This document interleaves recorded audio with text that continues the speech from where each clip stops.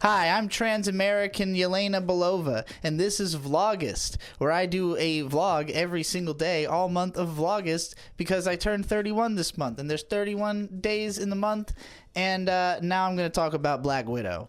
I come from a different timeline. You know, after Loki, when the timeline fractured and everything got chaotic, that's why I exist. I come from a place where Black Widow did not come out after Avengers Endgame.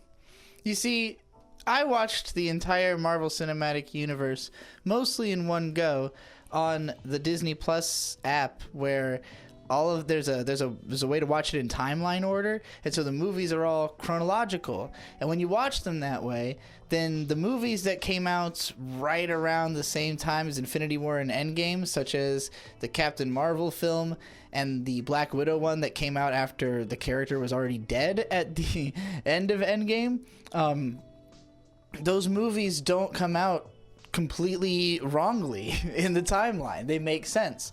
You actually do know who those characters are and why those movies mattered in the long run.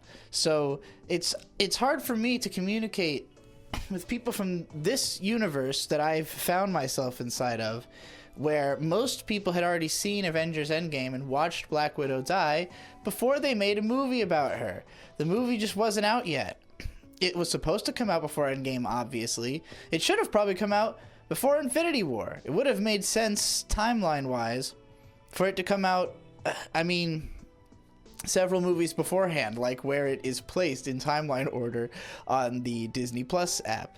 So, yeah, it's a film displaced in time that only makes sense to people who came at it before having seen Endgame and viewed it as like the movie that fleshes out this character before she dies.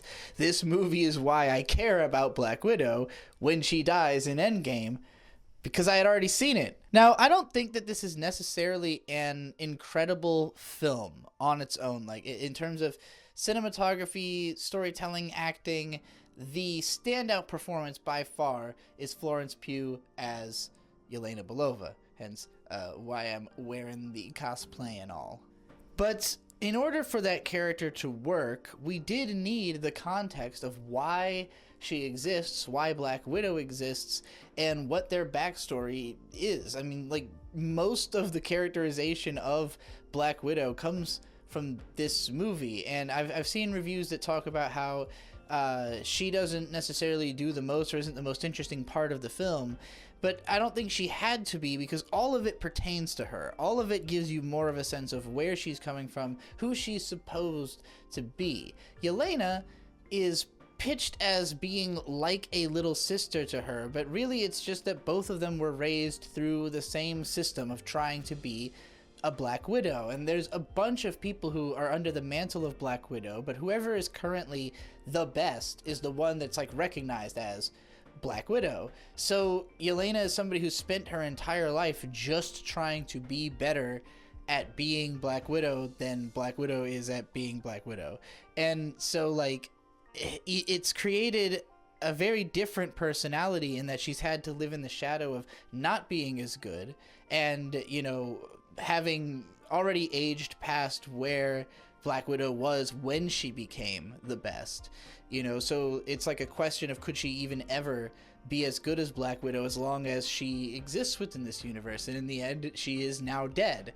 So it's only really in that context that Yelena could probably move on and become her own person and not have to worry about living up to her sister. But I still think that's probably where her character would go, and I'm going to talk a little bit later about what I would have made as a sequel to this movie if I thought that anyone gave a fuck at all about this movie. Again, though, I don't want to oversell like how great of a film this is. I remember being somewhat bored through the first half just because I'm not that impressed with the action scenes in it. I'm not that impressed with the backbone narrative compelling the characters through the film. I couldn't tell you most of what the story was. I mostly remember the character beats, and in particular the part where Yelena and Black Widow meet their like surrogate parents again, the people who had raised them for a while as though they were a family before they ended up back in like the training program. And it's a really fascinating portrait of family, in my opinion, where these people, they don't really have anything else resembling a family at all, and they only can recognize one another as family in as much as they just decide to, in as much as they are desperate enough to have that, to decide to recognize this as it, because it's as close as they are capable of getting.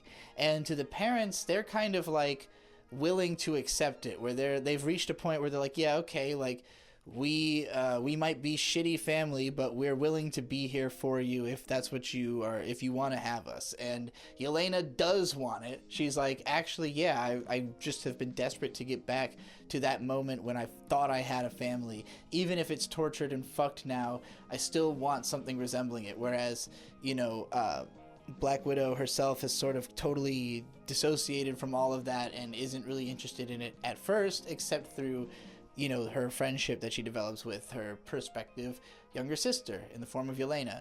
All of that is the good part of the movie, the good lore, the stuff that made me care about Black Widow and start looking into the comics featuring her afterwards. In particular, I wanted to learn as much as there is to know about Yelena, because she isn't a character I had ever heard of before this movie. She's not like a major Marvel character. She's got a bunch of random stints of comics, none of which have anything to do with one another, really. Her character is very rife to be interpreted and to be given definition. And I think that just having such a great actress attached to her that gives so much personality to her has already made the character more interesting than she has ever really been in the comics. I think this like brings her into her own as someone who, through the vague notion of a character that all these different comics gave us, has now been turned into an actual character by this movie. And I still haven't even gotten around to Hawkeye, and I'm excited about the fact that she's going to be in the Thunderbirds movie. So, I want to see where this character is being taken by Marvel.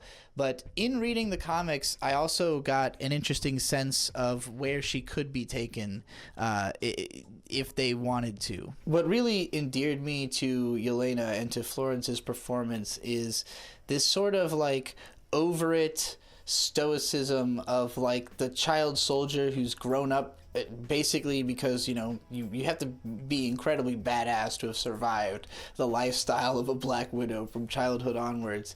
And she's got this like almost fish out of water like Sosuke Sagara from Full Metal Panic attitude, where like she like only really understands things through like a militaristic context. So like when she's taken out to like shop for herself, she ends up getting like a vest with tons of pockets on it because like she just sees the sheer utility in it beyond fashion statement. But like to her, that is what's cool, is utility. So she's like, yeah, that is badass to me. And she has a way of just like saying really awful things or like retelling these like really dark memories with a totally just like dead-eyed straight face.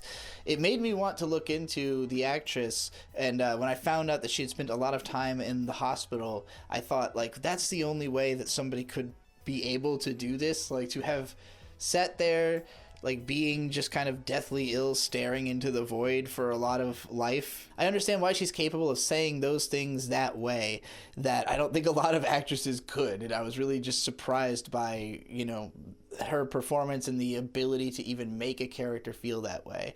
For me, as somebody who grew up reading a lot of like child soldier type, like gunslinger girl type manga, it was like exciting to see that type of character just a little bit like further along in life and how they're going to try and become a human now that they are an adult and now have been broken out of like the system that was controlling them. In the comics, Yelena is basically just introduced as like a badass assassin without much personality at first. There's a whole arc where she's like fighting in an S&M dungeon because there's like a guy who had trained her and raised her was like secretly in love with her, so he was having like a lookalike dominatrix have sex with him like on the side of training her. It was a really crazy like psychosexual story. My version of a sequel to Black Widow, which I'm going to call White Widow, would open in an S&M bar. And it would open with Yelena trying to track down all of the rest of the Black Widows and set them free. Because, like, at the end of the movie, it's sort of established that, like, you can remove their mind control chip and you know, make them be free people. So we would, like, dive into Yelena being, like, 6 months into having made it her mission to, like, go around and free all the Black Widows. And so we open in an S&M bar where she meets one of the Black Widows there, but this one specifically does not want to be set free. She still believes in the mission of the Red Room, and she wants to preserve it, and so she is the Red Widow, and she is, like, trying to fight against Yelena's attempt to stop the Red Room. So, like, she would be the main villain. It would start with them, like, having an encounter that, you know, Yelena loses and then has to go and find some team members in order to help her to beat Red Widow. The idea of Red Widow comes from one of the current comics, The Winter Guard, which also involves a whole bunch of other heroes that have been on this, like, Russian Avengers, or evil Avengers, essentially. They're I guess they're not necessarily evil. They just work for the Russian government, but they are often pitted against the American superheroes. And there's an arc going on that involves a couple of, like, Russian gods who are characters in the comics. And I think that if I was going to do this as a movie, I would have the Red Widow summoning these Russian gods in order to, like, you know, help her to reap vengeance or whatever the fuck. And that's basically what the main thrust of the plot would be, is, like, Red Widow amassing a team basically resembling the one that's in the current Winter Guard comics, fleshing out some of those characters like Dark Star and Vostok, who's, like, sort of a generic, like, Russian Captain America type, who is currently again on that winter. That comic is not very good, but I would love to, like, pick its bones and its characters in order to make a better story out of it for the Marvel Cinematic Universe.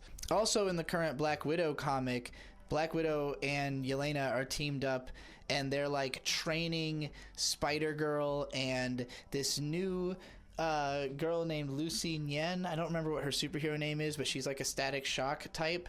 And, like, that's...